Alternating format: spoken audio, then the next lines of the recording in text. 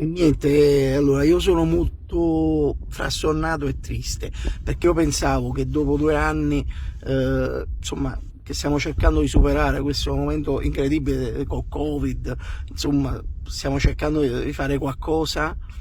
Ah, il peggio era passato, c'era la luce in fondo al tunnel, invece no, nell'ultima settimana c'è piombato tra capo e collo due tragedie, una più grande dell'altra, peggio del Covid, secondo me peggio del Covid, che adesso ci fanno tornare punto e da capo e questo momento terribile non è passato ancora. Allora, nell'ultima settimana ci sono state due tragedie. Una, prima, quella di Nino D'Angelo che ha detto che non è un neomelodico, e la seconda, peggio ancora, che Allegri ha lasciato Ambra facendo un zuzzurro con le altre prensole di Torino. E...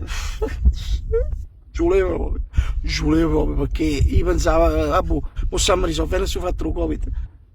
E non lo so, gli è d'accordo, vaccino, non vaccino, Green Pass, non Green Pass, però questo fatto qua come si risolve?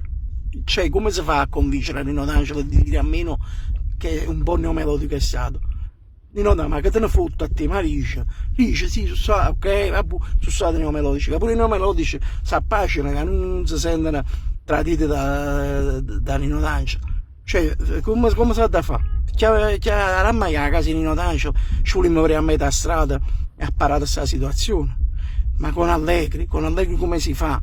Come si fa? Chi va a Torino a convincere Allegri e a Duambre e dice perdonami, sono fedente in merda per vari motivi, pure perché allena chi. Però stiamo tutti discorsi. E ho capito su pigliare a casa sua, così ci dobbiamo su pensiero. Ci voleva proprio, non ci voleva, guardate, io pensavo che ci stavamo acconciando, invece mo ci sta questo fatto qua. Fate presto, risolviamo queste due situazioni prima che sia troppo tardi. Ciao, ciao.